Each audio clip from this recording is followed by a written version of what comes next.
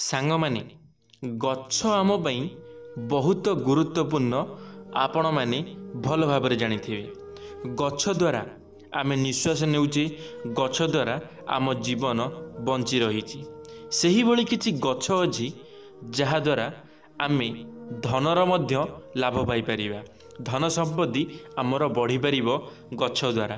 ଆପଣମାନଙ୍କୁ ଶୁଣିଲା ପରେ ଟିକେ ଆଶ୍ଚର୍ଯ୍ୟ ଲାଗୁଥିବ, ସତରେ କ'ଣ ଗଛ ଦ୍ୱାରା ଆମ ଧନ ସମ୍ପତ୍ତି ବଢ଼ିପାରିବ? ହଁ ଆଜ୍ଞା, ଯଦି ଆପଣମାନେ ଏହି 6ଟି ଗଛ ଆପଣଙ୍କ ଘରେ ଲଗାଉଛନ୍ତି, ତାହେଲେ ଆପଣମାନେ ବହୁତ ଧନ ଅର୍ଜନ କରିବେ। ବହୁତ ସମ୍ପତ୍ତି, ଧନ ସମ୍ପତ୍ତି ଆପଣଙ୍କ ପାଖରେ ବଢ଼ିଯିବ। ଆପଣମାନେ ଶୁଣିଲା ପରେ ଆଶ୍ଚର୍ଯ୍ୟ ହୋଇଯିବେ। ସାଙ୍ଗମାନେ, ଭିଡ଼ିଓଟିକୁ ଶେଷ ପର୍ଯ୍ୟନ୍ତ ଦେଖିବେ। ଯଦି ଭିଡ଼ିଓଟି ଭଲ ଲାଗିବ, ଲାଇକ୍ଟିଏ କରିଦେବେ। ସାଙ୍ଗମାନେ, ମୁଁ ବିଶ୍ୱଜିତ ଆପଣମାନଙ୍କୁ ସ୍ୱାଗତ କରୁଛି ମୋର ଏକ ନୂଆ ଭିଡ଼ିଓରେ। ତ ଚାଲନ୍ତୁ ସାଙ୍ଗମାନେ, ଆଜିର ଭିଡ଼ିଓଟି ଆରମ୍ଭ କରିବା। ଘରେ ଲଗାଇଲେ ଏହି ସବୁ ଗଛ ଧନ ଏବଂ ସମ୍ପତ୍ତି ବଢ଼ି ଚାଲିବ। ସାଙ୍ଗମାନେ, ଘରେ ଲଗାଯାଉଥିବା ଗଛ ଘରର ପରିବେଶକୁ ସୁସ୍ଥ ରଖିଥାଏ। କିନ୍ତୁ କ'ଣ ଆପଣମାନେ ଜାଣିଛନ୍ତି କି ଏହି ଗଛ ଆପଣଙ୍କ ଭାଗ୍ୟ ମଧ୍ୟ ବଦଳାଇ ପାରେ? ବାସ୍ତୁଶାସ୍ତ୍ର ଅନୁଯାୟୀ ଏମିତି କିଛି ଗଛ ଲଗାଇବା ଦ୍ୱାରା ଧନ ଲାଭ ହୋଇଥାଏ ଏବଂ ଘରେ ସୁଖ ଶାନ୍ତିର ପରିବେଶ ରହିଥାଏ। ଆଜି ମୁଁ ଆପଣଙ୍କୁ ଏମିତି କିଛି ଗଛ ବିଷୟରେ କହିବାକୁ ଯାଉଛି ଯାହା ଘରର ପଜିଟିଭ୍ ଊର୍ଜାକୁ ବଢ଼ାଇଥାଏ ଏବଂ ଘରେ କେବେ ବି ଧନର ଅଭାବ ଆସିବାକୁ ଦେଇନଥାଏ। ସାଙ୍ଗମାନେ, ପ୍ରଥମରେ ହେଉଛି ଗଙ୍ଗଶିଉଳି ଗଛ। ଏହି ଗଛ ଘରେ ଲଗାଇଲେ ଗରିବୀ ଆସିନଥାଏ। ଏହାର ଫୁଲ ଘରକୁ ସୁଗନ୍ଧିତ କରିବା ସହ ଧନ ଲାଭର କାରଣ ମଧ୍ୟ ହୋଇଥାଏ। ଏଣୁ ଘରେ ଏହି ଗଛ ଲଗାଇବା ଉଚିତ ହୋଇଥାଏ। ସାଙ୍ଗମାନେ, ଆପଣମାନେ ଗଙ୍ଗଶିଉଳି ଗଛ ବହୁତ ଭଲ ଭାବରେ ଜାଣିଥିବେ। ଯେତେବେଳେ ଆମକୁ ଥଣ୍ଡା ଜ୍ୱର ହୋଇଯାଇଥାଏ, ସେତେବେଳେ ଆମେ ଗଙ୍ଗଶିଉଳି ପତ୍ର ବାଟିକିରି ପିଇଥାଉ। ଆପଣମାନେ ଜାଣିଥିବେ, ଆଉ ଗଙ୍ଗଶିଉଳି ପତ୍ର ଦ୍ୱାରା ମଧ୍ୟ ଆମ ଶରୀର ଠିକ୍ ହୋଇଯାଇଥାଏ। ତ ସେଥିପାଇଁ ଯଦି ଆପଣଙ୍କ ଘରେ ଗଙ୍ଗଶିଉଳି ଗଛ ନାହିଁ, ତାହେଲେ ଆଜି ହିଁ ଆଣିକିରି ଲଗେଇ ଦିଅନ୍ତୁ ଗଙ୍ଗଶିଉଳି ଗଛ। ଦ୍ୱିତୀୟରେ ହେଉଛି ଅପରାଜିତା ଗଛ। ଏହି ଗଛର ଫୁଲ ଘରର ଶୋଭା ବଢ଼ାଇବା ସହ ଆର୍ଥିକ ସମସ୍ୟା ଦୂର ହୋଇଥାଏ। ଲକ୍ଷ୍ମୀଙ୍କ ସ୍ୱରୂପ ଭାବେ ଏହି ଗଛକୁ ମାନାଯାଏ। ଏହି ଗଛ ଘରେ ରହିବା ଦ୍ୱାରା ଆର୍ଥିକ ସମସ୍ୟା ଦୂର କରିଥାଏ। ସାଙ୍ଗମାନେ, ଯଦି ଆପଣଙ୍କ ଘରେ ଅପରାଜିତା ଗଛ ନାହିଁ, ତାହେଲେ ଆଜି ଆଣି ଲଗେଇ ଦିଅନ୍ତୁ ଅପରାଜିତା ଗଛ। ଲକ୍ଷ୍ମୀଙ୍କ ସ୍ୱରୂପ ଭାବେ ମନାଯାଇଥାଏ ଅପରାଜିତା ଗଛକୁ। ସେଥିପାଇଁ ଆପଣମାନେ ଯେବେ ଅପରାଜିତା ଗଛ ଆଣିକିରି ଘରେ ଲଗେଇବେ, ତାପରେ ଦେଖିବେ ଆପଣମାନଙ୍କୁ ଧନର କେବେ ବି ହେଲେ ଅସୁବିଧା ପଡ଼ିବ ନାହିଁ। ତୃତୀୟରେ ହେଉଛି କଦଳୀ ଗଛ। ଭଗବାନ ବିଷ୍ଣୁଙ୍କର କଦଳୀ ଅତ୍ୟନ୍ତ ପ୍ରିୟ ହୋଇଥାଏ। ଧନର କାରଣ, ଗୁରୁ ଗ୍ରହଙ୍କର କାରଣ ହୋଇଥାଏ କଦଳୀ ଗଛ।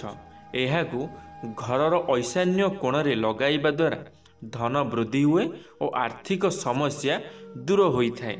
କଦଳୀ ଗଛ ପାଖରେ ତୁଳସୀ ଗଛ ଲଗାଇଲେ ଶୁଭ ହେବା ସହ ମା ଲକ୍ଷ୍ମୀ ଓ ଭଗବାନ ବିଷ୍ଣୁଙ୍କ କୃପା ମଧ୍ୟ ମିଳିଥାଏ। ସାଙ୍ଗମାନେ, ଯଦି ଆପଣଙ୍କର ଘର ଆଖପାଖରେ କଦଳୀ ଗଛ ଅଛି, ତାହେଲେ ଆପଣମାନେ ନେଇ ଗୋଟେ ତୁଳସୀ ଗଛଟିଏ ପୋତି ଦିଅନ୍ତୁ। ଦେଖିବେ ମାତା ଲକ୍ଷ୍ମୀ ଆଉ ଭଗବାନ ବିଷ୍ଣୁ ଯେତେବେଳେ ସାଥିରେ ରହିଥାନ୍ତି, ସେତେବେଳେ ଆପଣଙ୍କ ଘର ଉପରକୁ କୌଣସି ଖରାପ ନଜର ଆସିନଥାଏ ଆଉ ଆପଣଙ୍କୁ ସବୁବେଳ ପାଇଁ ଧନରେ ଆପଣଙ୍କ ଘର ଭରା ରହିଥାଏ। କେବେ ବି ହେଲେ ଧନର ଅସୁବିଧା ହୋଇନଥାଏ। ଚତୁର୍ଥରେ ହେଉଛି ମନି ପ୍ଲାଣ୍ଟ। ଘର ଭିତରେ ମନି ପ୍ଲାଣ୍ଟ ଲଗାଇଲେ ସୁଖ ଶାନ୍ତିର ବାତାବରଣ ରହିଥାଏ। ଏହାକୁ ସମୃଦ୍ଧିମାନ ଗଛ ମାନାଯାଏ। ଏହାକୁ ଲଗାଇଲେ ଘରୁ ନେଗେଟିଭ୍ ଊର୍ଜା ଦୂର ହୋଇଯାଏ, ପଜିଟିଭ୍ ଊର୍ଜା ବଢ଼ିଥାଏ। କିନ୍ତୁ ଖରାପ ହୋଇଥିବା ମନି ପ୍ଲାଣ୍ଟକୁ ହଟାଇ ଦେବା ଉଚିତ। ସାଙ୍ଗମାନେ, ଯଦି ଆପଣଙ୍କ ଘରେ ମନି ପ୍ଲାଣ୍ଟ ନାହିଁ, ତାହେଲେ ଆପଣମାନେ ଆଜି ହିଁ ଗୋଟେ ମନି ପ୍ଲାଣ୍ଟ ଗଛ ଆଣି ଘରେ ରଖିଦିଅନ୍ତୁ। ଦେଖିବେ ଆପଣଙ୍କ ଘରେ ଧନର केबे भी हेले कमी हेबो नाही। आ द्वितीय जदि आपणक घरे मनी प्लांट गछ अच्छी आ से गछटी सुखी जाइए मरी जाइए खराब हो जाइए ताहले से गछटी को फोपाड़ी दियंतु से गछटी को रखंतु नाही। पंचम हेउची अशोक गछ। एही गछ निज नाम अनुसार शोक दूर और प्रसन्नता देवा भली गछ अटे। यह लगाइले धनर आगमन होता है, घरे केबे भी कलह सृष्टि हुए नहीं, यार पॉजिटिव प्रभाव पड़ी थाए। सांग माने अशोक गछ जदि आपणकर बाड़ी हो कि घरर आखपाखरे नाही ताहले गोटे अशोक गछ आनिकी लगांतु। देखिबे आपणकर घरे जदि कौनसी कलह सृष्टि हेउची ताहले आपणक घरे सबकिछि ठीक हो जिवो, केबे भी हेले कलह सृष्टि हब नाही। जदि आपणक घरे अशोक गछ थिबो तो सेथिपई आपण आनी गोटे अशोक गछ जहाँ भी आपणक घरे हो कि आपणकर बाड़ी हो लगे दियंतु। षष्ठ हेउची तुलसी गछ। सांग माने तुलसी गछ विषय तो आपण माने मो ठार भी अधिक जानिथिबे, कारण आम हिंदू घरे प्रत्येक लोकर घरे तुलसी गछ निश्चित भाव में रही थाए। माँ वृंदावती मुंडरे सबुबल पई तुलसी ही रही थाए। तो सेथिपई तुलसी गछ रहिबा निहाती आवश्यक। एही गछ को हिंदू धर्म में बहुत खास माना जाए। तुलसी गछ को समस्ते घरे लगाई थांती। एही गछ घरे थिले टंका पैसार अभाव केबे भी हेले आसी न थाए। एही गछ लगाइबा द्वारा नेगेटिव ऊर्जार प्रभाव पड़ी न थाए। सांग माने आपण माने जानिथिबे आजिका समय रे समस्तिंग घरे प्रत्येक हिंदू लोक घरे प्रत्येक सनातनी लोक घरे तुलसी गछटी निश्चित भाव में थिबो। तांको घरर वृंदावती चौरा मुंडरे निश्चित भाव में तुलसी गछटी थिबो। तो यदि आपणक घरे तुलसी गछ अछि ताहले आपण माने जानि रखंतु आपणक घरे केबे भी हेले कोनोसी नेगेटिव ऊर्जा माने खराब नजर खराब दृष्टि केबे भी हेले पड़िबो नाही। आ घरे केबे भी हेले धनर कमी आसीबो नाही।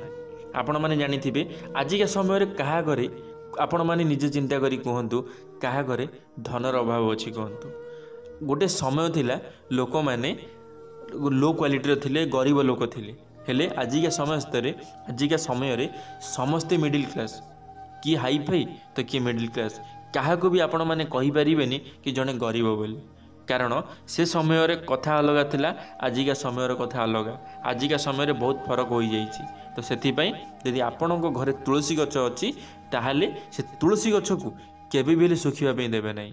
प्रत्येक समय रे पानी ढालंतु, पानी देइकिरी से गछ को जेते बड़ करिवे, जेते से गछ बड़ देखा जीवो, भल देखा जीवो, सुंदर देखा जीवो, सेते आपण माने भी बढ़ी बढ़ी चलिवे। आपण मानक मोर अलग भिडियो आपण माने शुणिथिबे तुलसी गछ गोटे एमिति गछ यदि आपणक घरे लगा होईची आ से गछटी ऑटोमेटिक बढ़ुची आपे आपे बड़ हेउची, आपण माने पानी देले भी भल देखा जाउची, तो जानि नेबे जे आपणक लाइफटा मध्ये सेही भली हबो। तुलसी गछ जेमिति बढ़ी बढ़ी चलिले आपण मानकर भविष्यत मध्ये सेही भली उज्जवल होई चलिबो। धन्यवाद सांग माने भिडियोटी शेष पर्यंत देखिथिबारु आपण मानकु अशेष अशेष धन्यवाद। आशा करी मोर भिडियोटी आपण मानकु निश्चित भाव में भल लागिथिबो। जदि मोर भिडियोटी आपण मानकु भल लागिथिबो लाइक टे करि देबे, सांग मानक मध्ये शेयर निश्चित भाव में करि देबे, कमेंट बॉक्स रे आपण मानकर मतामत रखिबे। यदि आपण माने हमर टॉकिंग वर्ल्ड यूट्यूब चैनल प्रथम थर पई चैनल टी को सब्सक्राइब करि देबे। धन्यवाद। जय जगन्नाथ, जय मां शारला, जय श्री कृष्ण।